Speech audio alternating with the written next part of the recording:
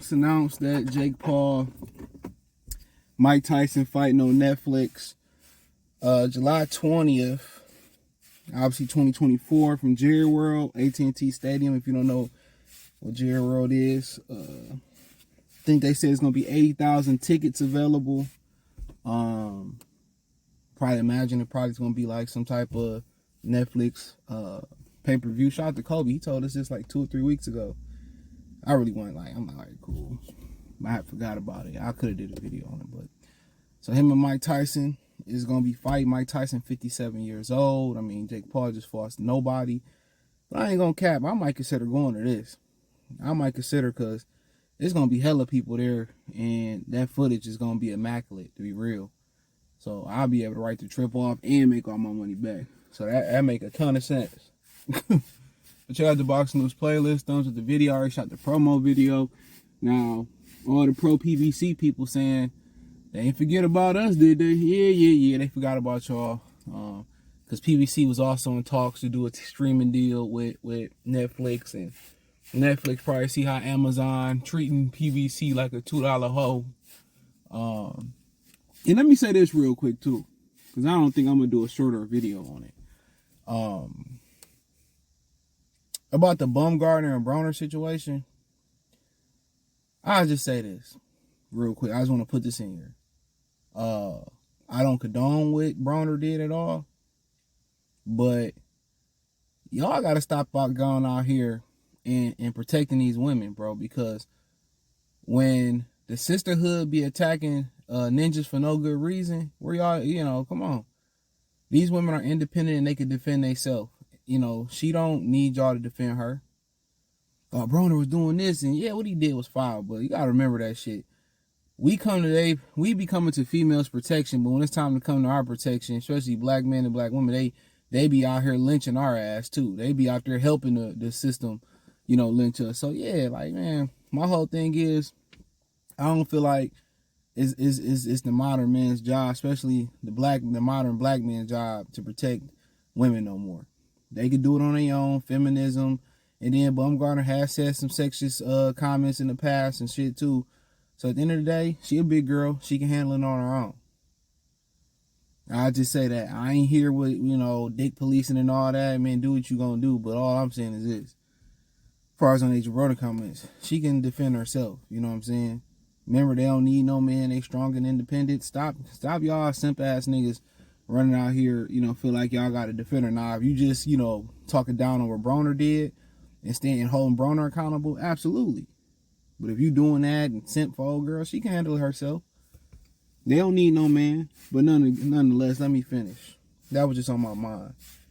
But yeah, when you sit there and you talk about the fight, summer fight, that's probably gonna be the biggest fight you see this summer. For real, that's gonna be the biggest fight you see this summer. Outside of if David Benavidez possibly fight, Canelo Alvarez, this is gonna be the biggest fight you see this summer. Yeah, it's a bigger fight than Tank and Frankie Martin. Might care about that shit. Only intriguing thing is Tank is fighting a brother. That's it. So this is gonna be the biggest fight probably of the year, real cap, no cap. That's probably gonna be the biggest fight of the year, if we all being honest. So yeah, there's gonna be hella celebrities there. There's gonna be hella celebrities there. So they probably gonna be close to selling out, but I don't know how big of a star Jake Paul is. I stopped watching his fights.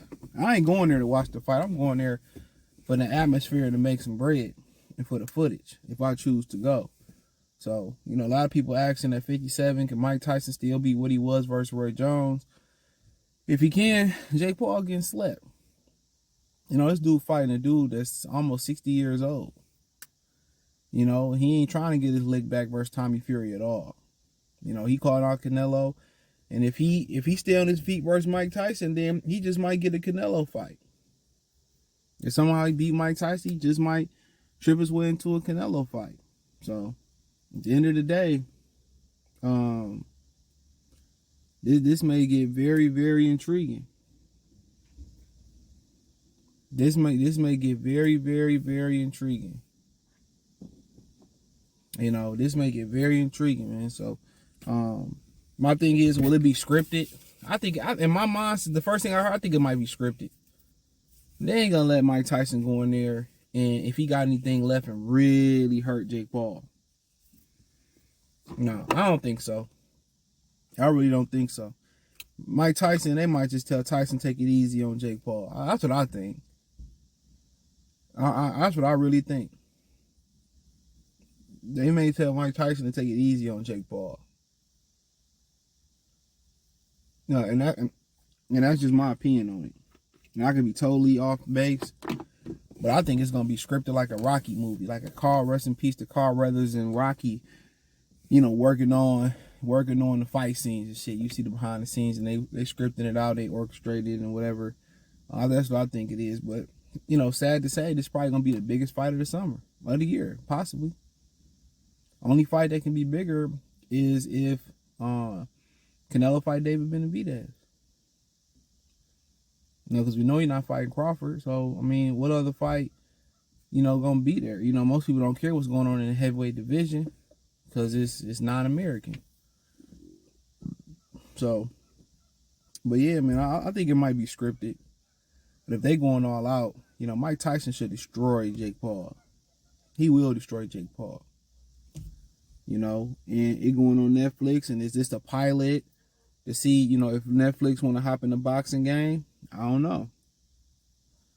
I mean, obviously it's a pilot, but will it generate enough interest for people to continue to come back and to make an investment in boxing? Because the streaming platform service is competitive now. Because the reason it's so competitive is because they see Netflix working.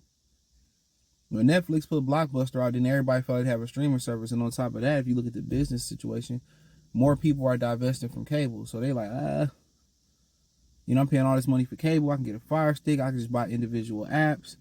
A lot of people pulling away from cable. A lot of young people don't believe in having cable no more. They got internet. They sharing Netflix and HBO Max passcodes, or they buy a couple apps and that's what they watch. Or they get a Fire Stick and that's their TV. Or they get an antenna and use that for regular news. So a lot of people is not choosing not to watch TV. And if it's a big game on and they ain't got ESPN or whatever the situation is, then they just go to the bar and watch it. Or get IPTV or whatever situation may be. So yeah.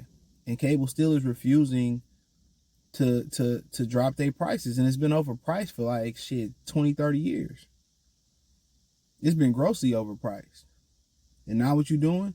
You gonna see Showtime, they're gonna shut down Showtime movie channel, Stars movie channel. They're gonna shut down a HBO movie channel, Cinemax, and all that shit just gonna be on the app. Mark my words. All that's gonna be on the app.